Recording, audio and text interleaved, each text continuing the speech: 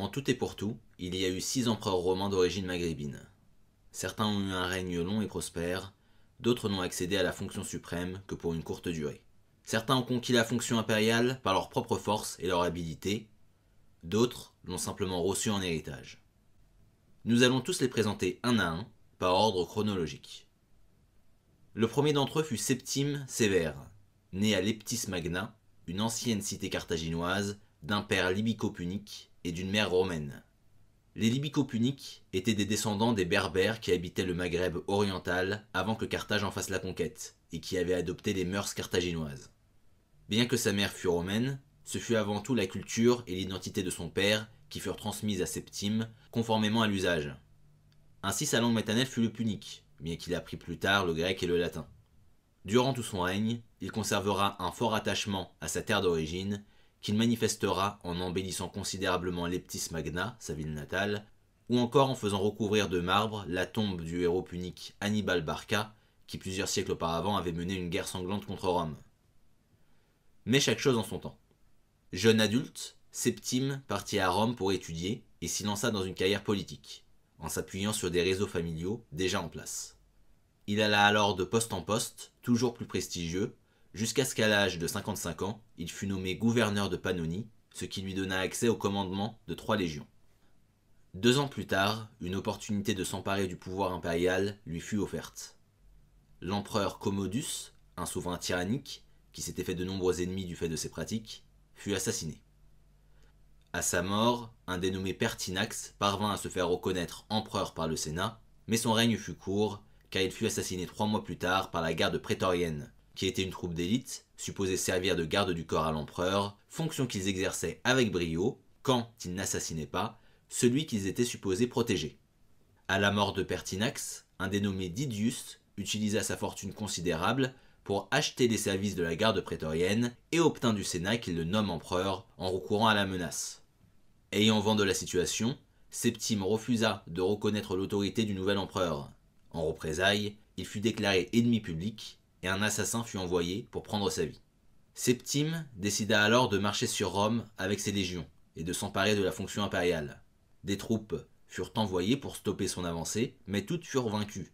En plus de quoi, au fur et à mesure qu'il avançait, Septime ralliait de nombreux alliés à sa cause, y compris des soldats déserteurs, qui préféraient combattre sous ses ordres plutôt que d'obéir à Didius, qui s'était emparé de l'Empire d'une façon si déshonorable. Quand Septime arriva à Rome, tous avaient abandonné Didius, à l'exception de la garde prétorienne dont la fidélité avait été achetée. Pour se débarrasser d'eux, Septime les invita à un banquet d'apparence cordiale. En réalité, il avait placé ses légionnaires tout autour du lieu de rencontre, et ils désarmèrent la garde prétorienne, réduisant à néant la dernière force capable de s'opposer à lui. Ainsi devenu de facto maître de Rome, Septime fit exécuter les membres de la garde prétorienne responsables de l'assassinat de Pertinax et exila le reste sous peine de mort. Le Sénat déchut ensuite Didius de la fonction impériale et Septime le condamna à mort. Après quoi, il fut nommé empereur par le Sénat. Aussitôt, 2 nouveaux dangers firent leur apparition.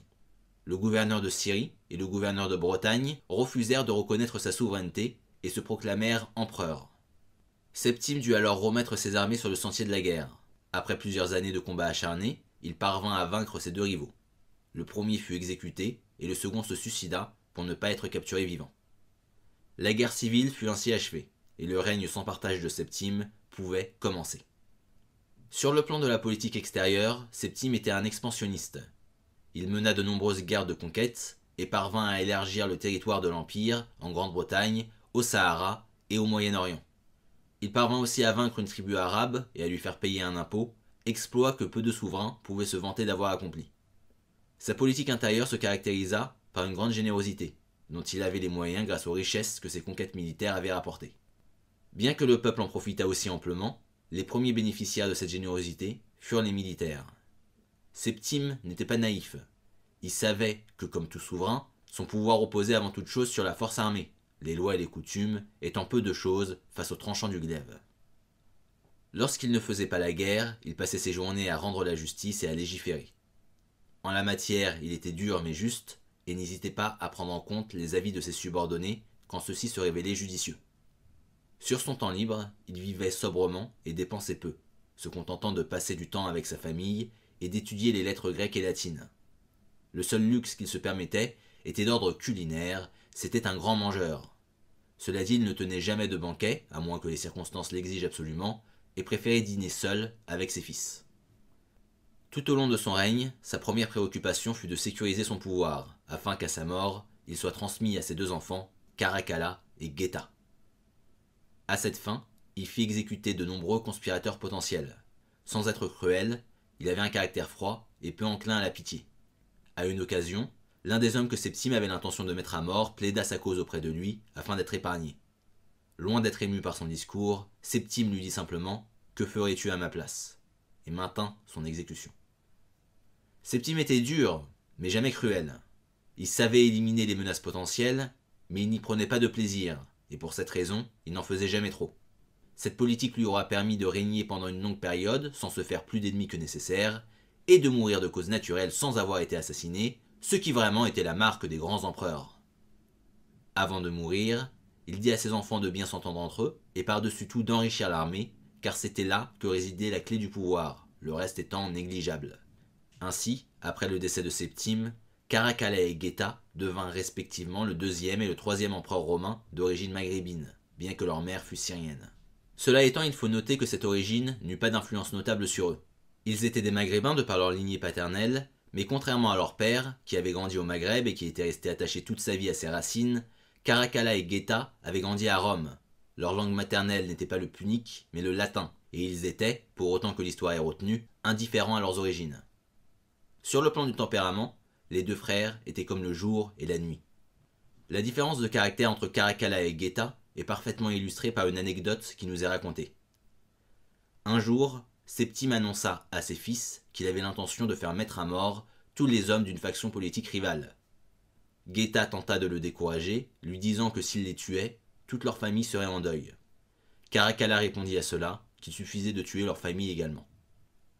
Geta avait un caractère doux et joyeux. Depuis l'enfance, il était doté d'une grande curiosité et d'un grand sens de l'humour qu'il pratiquait tant avec les puissants qu'avec ses serviteurs. Sa gentillesse lui était bien rendue, il était apprécié de tous et se faisait facilement des amis. Caracalla avait un tempérament opposé. Alors que l'émotion qui caractérisait Geta était la joie, l'émotion qui caractérisait Caracalla était la colère. Au lieu d'être aimé, Caracalla voulait être craint. Un peu plus tôt, j'ai dit que Septime était dur, mais jamais cruel. Caracalla, lui, était cruel. Quelle que soit la raison, il n'hésitait pas à faire mettre à mort quiconque l'indisposait d'une façon ou d'une autre, qu'il s'agisse d'un quidam ou même d'un membre de sa propre famille. Car en effet, quelques mois seulement après avoir accédé au pouvoir, Caracalla fit assassiner son propre frère afin de pouvoir régner seul. Non seulement il tua son frère, mais il tua aussi tous les amis de son frère et tous ceux qui lui avaient manifesté du soutien d'une façon ou d'une autre. De plus, il mit en place ce qu'on appelle une damnatio memoriae, qui consistait à effacer de la surface du globe toute trace de l'existence passée de Geta en détruisant ses statues, rayant son visage des tableaux et en faisant fondre les pièces forgées à son effigie. Heureusement pour les historiens, l'empire était vaste et quelques représentations de Geta purent échapper au massacre. Une fois seul à la tête de l'empire, le règne de Caracalla proprement dit pouvait commencer. Si on met de côté les nombreux assassinats, exécutions et massacres en tout genre qu'il commit, il n'était pas un si mauvais empereur. C'était un général de grand talent qui remporta de nombreuses batailles au profit de l'Empire, soit dans des guerres de protection, soit dans des guerres d'invasion.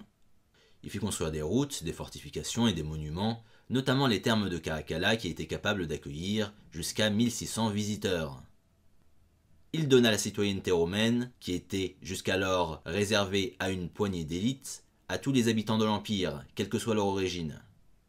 On serait presque tenté de penser que ses propres origines aient eu une influence sur cette décision. Cependant, une interprétation plus cynique des événements conduit à penser que son but était tout simplement d'augmenter la fortune de l'Empire, car il existait de nombreuses taxes qui n'étaient payées que par les citoyens romains.